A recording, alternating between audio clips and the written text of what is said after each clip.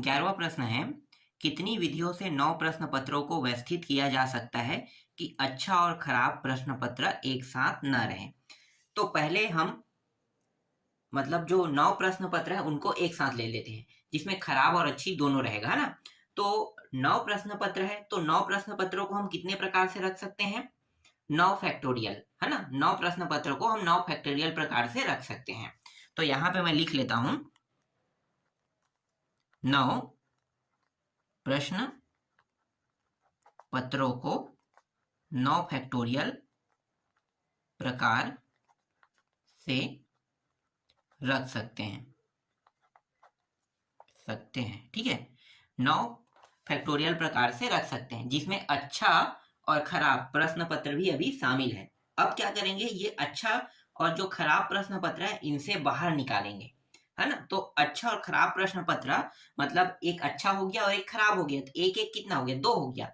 तो 9 से 2 प्रश्न पत्र हमने बाहर निकाल दिया, तो बाकी शेष कितना बचा? शेष प्रश्न पत्र बचा, शेष प्रश्न पत्र, है ना। शेष प्रश्न पत्र जिसमें खराब और अच्छा प्रश्न पत्र को बाहर कर दिया, तब शेष कितना बचेगा? 7 बचेगा, है ना। शेष 7 बचेगा। और अच्छा और खराब प्रश्न पत्र को हमें क्या मानना है? एक मानना है। अब अच्छा और खराब प्रश्न पत्र को हमें क्या मानना है? एक मानना है। तो जब हम अच्छा और खराब प्रश्न पत्र को एक मानेंगे तो एक को क्या करेंगे, इसके साथ प्लस कर देंगे। तो प्लस कर दिए तो कितना हो गया? 8 हो गया। मतलब 8 फैक्टोरियल प्रकार से हो जाएगा, है ना। अच्छा और खराब प्रश्न पत्र को हमने बाहर कर दिया है, तो 7 रहेगा, मतलब शेष बचेगा, ठीक है। शेष और इनको अगर हम एक मान के रखते हैं तो 7 और 1 कितना हो जाएगा? 8 हो जाएगा, ठीक। अब अच्छा और खराब प्रश्न पत्र को भी लिख लेते हैं। अच्छा और खराब प्रश्न पत्र। अच्छा और खराब प्रश्न पत्र दो फैक्टोरियल प्रकार से रहेगा, है ना। अच्छा एक और खराब एक, तो दोनों को रख लेते हैं, तो ये 2 फैक्टोरियल प्रकार का हो गया, ठीक। एक अच्छा भी इसमें शामिल है और इसमें खराब भी शामिल है। अब यहाँ पे हम अभीष्ट प्रकार निकाल लेते हैं। अभीष्ट प्रकार जिसमें हमें अच्छा और खराब को क्या करना है? अब घटा देना है ना।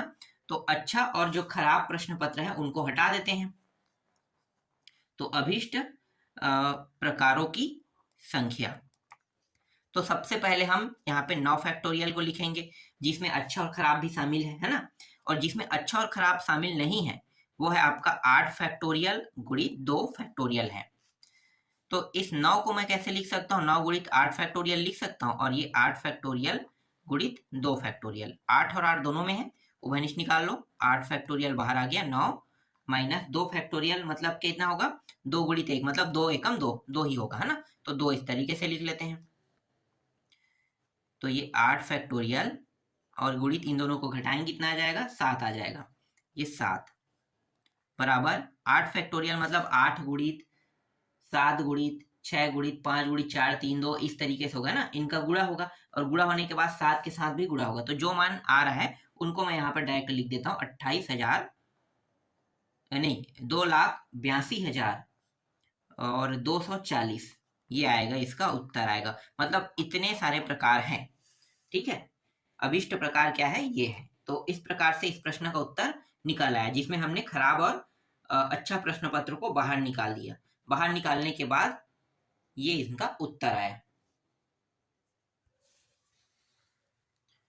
12वां प्रश्न है, 5 लड़के और 5 लड़कियां एक कतार में एकांतरतः खड़े हैं। कतार बनाने में, खड़े करने में कुल तरीके ज्ञात कीजिए, है ना। तो चलो इसको देख लेते हैं। देखो 5 लड़के और 5 लड़कियां एक कतार में खड़े हैं, जो एकांतर क्रम में, मतलब एक के अंतर में। तो मैं यहाँ पे इसे नंबर के थ्रू आपको समझाऊंगा। 1 2 3 4 5 6 7 8 9 और 10, है ना।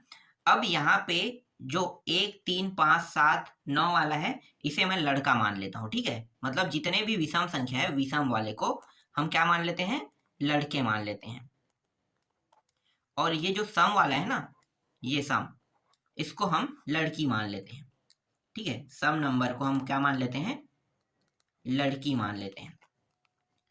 तो लड़के की संख्या कितना है, 1 2 3 4 5 है ना। लड़कों की संख्या कितना है, 5 है।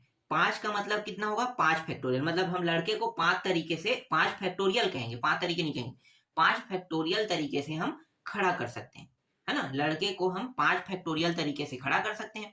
अब लड़कियों की संख्या भी 5 है, मतलब लड़कियों को भी हम 5 फैक्टोरियल तरीके से खड़ा कर सकते हैं। तो 5 फैक्टोरियल इंटू 5 फैक्टोरियल हो गया, ठीक है। अब यहाँ पे लड़के के भी जिक्र हुआ है और लड़कियों का भी जिक्र है, इसका मतलब 2 फैक्टोरियल भी होगा, है ना। लड़का भी यहाँ पे शामिल है और लड़कियां भी शामिल है। तो लड़के और लड़की अगर दोनों को शामिल करते हैं तो 2 फैक्टोरियल हो जाएगा। तो कुल मिलाकर हम ये कह सकते हैं कि 5 लड़के और 5 लड़कियों को जब हम कतार में एकांतर खड़े करेंगे तो लड़के की कितना होगा, 5 मतलब 5 फैक्टोरियल तरीका होगा, इंटू लड़कियों का भी 5 फैक्टोरियल तरीका होगा।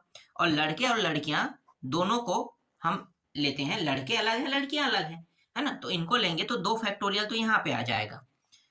अब इन सभी का गुणा करते हैं तो 5 4 3 2 1 यही होगा। तो इसका जो मान आता है 5 फैक्टोरियल का वो 120 होता है, इसका भी 120, और ये रहा इनका 2। अब इन सभी का गुणा कर दो, तो गुणा करेंगे तो 288 और पीछे में डबल जीरो, यही क्या होगा, इस प्रश्न का उत्तर होगा। इसमें ज्यादा तामझाम करने की आवश्यकता नहीं है। जो चीज मुझे आप लोगों को बताना था मैंने पूरा डिटेल से आपको समझा दी है ना। चलो अब अगला प्रश्न देखते हैं। देखो अब 13वां प्रश्न। 13वां प्रश्न क्या है, अंक दिया हुआ है ना, 3 1 7 0 9 5 दिया है, से 6 अंकों की कितनी भिन्न संख्या बनाई जा सकती है जबकि अंकों की पुनरावृत्ति की अनुमति नहीं है। तो अंकों को हमें क्या करना है, पुनरावृत्ति नहीं करना है। तो कुल संख्या कितना है, 1 2 3 4 5 6, मतलब 6 अंकों के अगर हम क्रमचय बनाएं तो 6 अंकों के क्रमचय कितना होगा, 6 फैक्टोरियल होगा, बिल्कुल होगा, है ना। ये 6 अंक है, मतलब टोटल जो क्रमचय बनेगा इनका कितना बनेगा, 6 अंकों की क्रमचयों की संख्या, क्रमचयों मतलब प्रकार, है ना। तो प्रकार कितना है, 6 फैक्टोरियल होगा। 6 अंक दिया है तो 6 फैक्टोरियल, जिसमें जीरो जो है आगे में कोई भी कंडीशन में शामिल नहीं होगा, है ना। जीरो अगर मैं आगे में शामिल कर देता हूं, इस जीरो को यहाँ पे ले आता हूं तो ये 5 अंक का बन जाएगा ना। इसीलिए जीरो कोई भी कंडीशन में जब 6 अंकों का हम क्रमचय बनाएंगे तो जीरो शामिल नहीं होगा, ठीक, जीरो शामिल नहीं होगा। अब जीरो को हटा देते हैं, अगर मैं जीरो को आगे में ले आता हूं तो कितने अंक के बन जाएंगे, 5 अंक के हो जाएगा ना। तो जीरो को ही हटा देते हैं, क्यों, क्योंकि जीरो हम आगे में लाने की कोशिश कर रहे हैं, या जीरो आगे में आ रहा है समझो। तो जीरो को आप जब हटा देंगे तो कितने बचेंगे संख्या, गिन लो, 1 2 3 4 5, जीरो हटा दिए हैं क्योंकि ये आगे में नहीं आना चाहिए। तो कितना बचा, 5 बचा, है ना। तो 5 बचा है तो 5 अंकों का क्रमचय क्या हो जाएगा,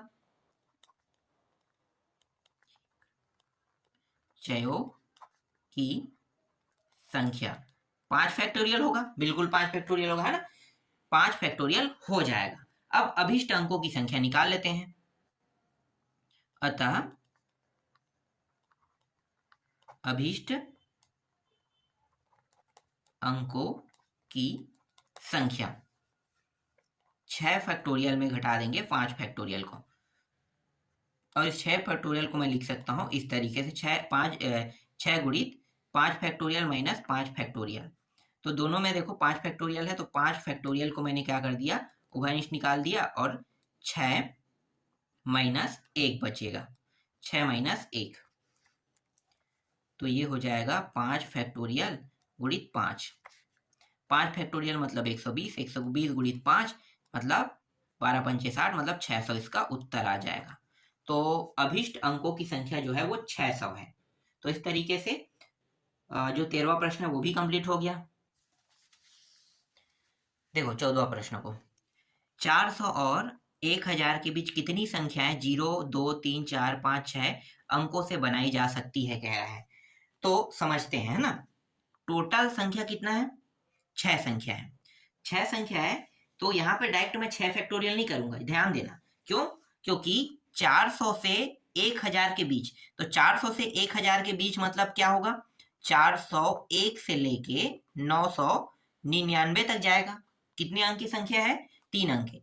अंकों की संख्या समझो, कितने अंकों की संख्या बनेगा? अंकों की संख्या बराबर 3 3 बनेगा ना।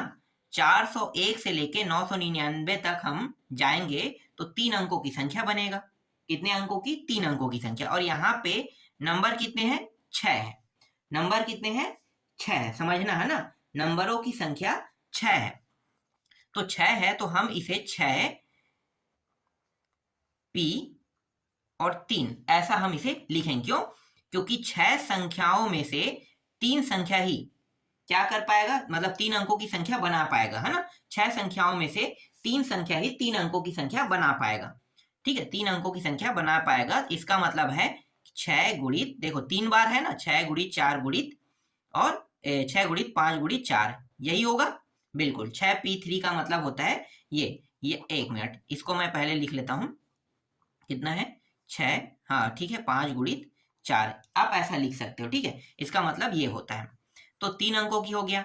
अगर मैं 0 को आगे में ले आता हूँ, ठीक है, 0 को 3 अंकों की संख्या बना रहा हूं, तो अगर 0 को मैं आगे में ले आता हूं तो बचेगा कितना? 2 अंक का बच जाएगा, है ना। तो 0 को जब मैं आगे में ले आऊंगा, देखो 0 को आगे में लाने पर, है ना, 0 को आगे में लाने पर, तो ये 0 जो है वो हट जाएगा। तो इसके अलावा कितने अंक बचेगा? 2 अंक, है ना। 0 को जब हम आगे में ले आएंगे तो बचेगा कितना? 2 अंक बचेगा। और ये जो 0 है आगे में आ गया है तो ये भी एक घटेगा, तो मतलब 5p2 हो जाएगा। 5p2, तो 5p2 मतलब 5 गुणित 2 का मतलब 2 बार, 5 को 2 बार ही नीचे करना है, 5 और 4 तक के। ठीक है, ये होगा 5 और 4 तक के जाएगा।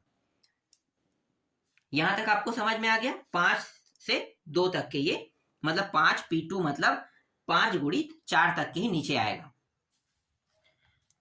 अब ये जो 400 है और 1000 है ना, यहाँ पे मैं लिख लेता हूं 400 और 1000 के बीच 400 और 1000 के बीच की संख्या 3 अंकों की जो बनेगी ना, वो कौन कौन हो सकता है? तो देखो 0 2 3 4 5 6, तो आपको पता है कि वो संख्या 4 से ही शुरू होगा, क्योंकि 4 अंकों की जो पहली संख्या होगा, सॉरी 3 अंकों की पहली संख्या जो होगा वो होगा 4 होगा, है ना। दूसरी संख्या हम 5 ले सकते हैं और तीसरी संख्या हम 6 ले सकते हैं। तो ये 400 से ऊपर बनाना है और 1000 से नीचे, 4 5 6 से प्रारंभ होगी, ठीक है। ये आपको समझ में आ गया कि जो संख्या 400 है तो जो भी नंबर रहेगा वो 4 रहेगा, ये 4 से ऊपर रहेगा, है ना। तो 4 यहाँ पे दिया है तो 4 5 6 से ही प्रारंभ होगी। पहली संख्या मान लो 4 5 6 है ना। पहली संख्या अगर 4 5 6 है तो अतः 5 अंकों से, 5 अंकों से, अगर 0 सामने में आ रहा है तो 2 अंकों की संख्या, 5 अंकों से 2 अंकों की संख्या बनाएंगे। तो 5 अंकों से 2 अंकों की संख्या मतलब 5p2 गुणित 2 अंकों मतलब 2 फैक्टोरियल समझो। ठीक है, 2 अंकों मतलब 2 फैक्टोरियल। तो इसको हम कहां तक नीचे ले सकते हैं? 5 गुणित 4 और फिर गुणित 2 फैक्टोरियल मतलब 2। इस प्रकार से हम इसे लिख सकते हैं। अब अभिष्ट संख्या निकाल लेते हैं। तो यहां पे लिखो अभिष्ट संख्याओं की संख्या, है ना, अभिष्ट संख्याओं की संख्या। तो अब क्या करेंगे? इन सभी को लेंगे। तो ये जो 6 गुणित 5 गुणित 4 दिया है ना, 6 गुणित 5 गुणित 4, इसमें घटा देंगे इन दोनों को। तो 5 गुणित 4 को हमने घटा दिया, फिर माइनस, फिर इनको घटाएंगे। तो ये हो जाएगा 5 गुणित 4 गुणित 2, इनको भी घटा देते हैं। तो हल करते हैं तो ये हो जाएगा 5 चौक 20 और 20 छक्के कितना होगा? 120 हो जाएगा। और ये हो जाएगा 5 चौक 20 और ये हो जाएगा 40। तो ये दोनों को माइनस माइनस से जोड़ जाएगा, है ना। तो 60 हो गया, 60 में 60 घटाएं, 60 में 120 में 60 घटाएंगे तो कितना हो जाएगा? 60 आ जाएगा। तो इसका उत्तर आ गया 60 आ गया। तो इस तरीके से इस प्रश्न का उत्तर भी बन गया। चलो अब अगला प्रश्न देखते हैं, 15वां प्रश्न। देखो 15 प्रश्न को, 15 प्रश्न क्या है, 1 2 3 4 5 अंकों से बनने वाली कितनी संख्या 23,000 से अधिक है जबकि किसी भी अंक की पुनरावृत्ति न हो। तो दिए हुए अंक क्या है, दिए हुए अंक 1 है, 2 है, 3 है, 4 है, 5 है ना। तो 1 से लेके 5 तक अंक जो है वो दिया हुआ है, और अगर हम पांचों अंक का उपयोग करते हैं 1 से लेके 5 तक के, तो सभी अंक अगर आ रहे हैं एक साथ तो 5 फैक्टोरियल होगा, है ना। तो यहां पे लिखो दिए हुए अंक से, ओहो लाइट बंद हो गया, दिए हुए अंकों से बनने वाली संख्या 5 फैक्टोरियल होगा, है ना। ये जो 5 फैक्टोरियल जो आ रहे हैं यहाँ पे दिए गए अंकों से बनने वाली जो संख्या है, इसमें 23,000 से अधिक और 23,000 से कम वाले अंक भी शामिल हैं, मतलब दोनों शामिल हैं, 23,000 से अधिक और 23,000 से कम। अब मैं क्या करूंगा, एक अंक से बनने वाली संख्या ले लेता हूं, एक अंक से बनने वाली संख्या, ठीक है, ये 23,000 से नीचे रहेगा। तो एक अंक से बनने वाली जो संख्या है ये हो जाएगा 4 फैक्टोरियल हो जाएगा। क्यों, क्योंकि 4 अंक के जो संख्या है ना ये 23,000 से कम रहेगा, और ये एक अंक से बनने वाले नहीं होगा, एक अंक से प्रारंभ लिखो, प्रारंभ, तब अच्छा रहेगा ना। एक अंक से प्रारंभ होने वाली संख्या जो है ये 5 अंक की है। देखो यहाँ पे कितने अंक है, 1 2 3 4 5, 23,000 का। अगर मैं इसको क्रमांक से ले लेता हूँ 1 2 3 4 5, है ना, क्रमांक से ले लेता हूँ तो ये इससे छोटा है ना। तो एक अंक से प्रारंभ होने वाली संख्या बराबर 4 फैक्टोरियल, ठीक है, 4 फैक्टोरियल तक के लेंगे। एक को आप हटा दो तो 4 फैक्टोरियल हो जाएगा। अगर मैं इन दोनों को साथ में ले लेता हूँ, ठीक है, आगे पीछे करके, क्योंकि ये एक अंक से प्रारंभ हो रहा है, ये सबसे छोटी हो रहा है ना। अगर मैं यहाँ पे 2 है तो 2 से स्टार्ट कर देता हूँ, है ना, 2 से स्टार्ट करता हूँ, 3 ज्यादा हो जाएगा, तो 2 और 1 को अब मिला लेते हैं, तो 2 और 1 से प्रारंभ होने वाला कर लेते हैं। तो 2 1 मतलब 21 से लिखो, अंक मत लिखो, 21 से प्रारंभ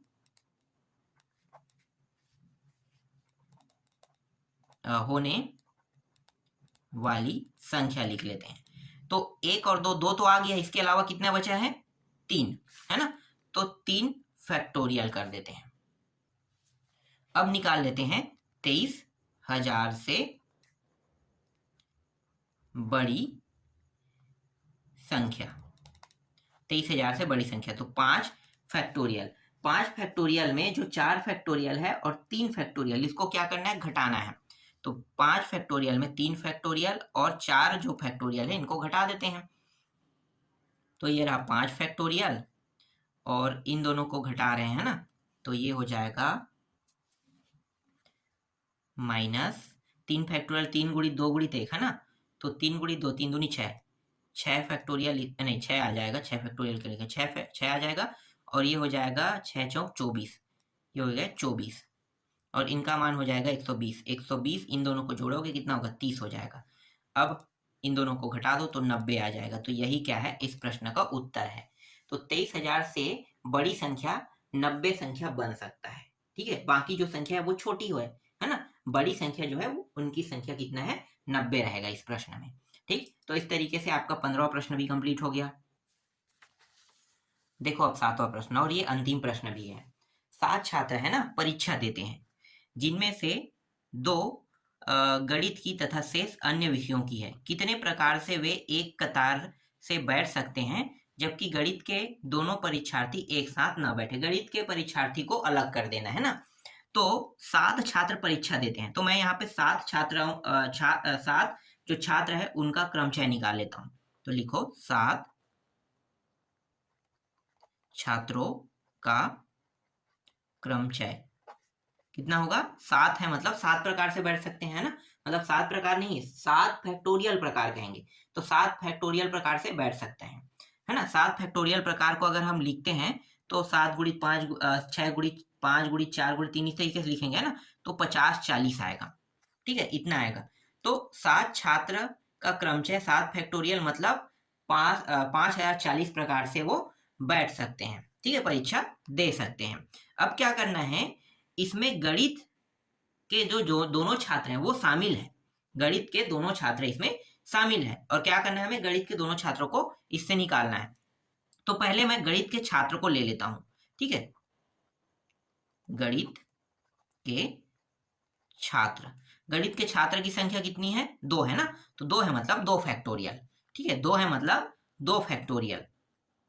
और शेष अन्य विषय के भी छात्र हैं, है ना, तो शेष लिखो, शेष छात्र, शेष अन्य लिखो, अन्य विषय के छात्र तथा अन्य विषयों के छात्र तथा गणित के छात्र को एक माना जाए।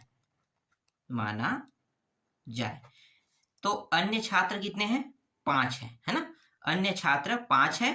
और गणित के छात्र को अगर हम 1 मानेंगे तो कुल कितना हो जाएगा, 6। तो ये हो गया 6 फैक्टोरियल हो जाएगा, ठीक है। अब क्या करेंगे, ये जो गणित के छात्र है और अन्य विषय के छात्र, जिसमें गणित के छात्र भी शामिल हैं, इन दोनों का गुणा कर देंगे, है ना। तो हम इनको एक साथ ले लेते हैं, एक साथ, है ना।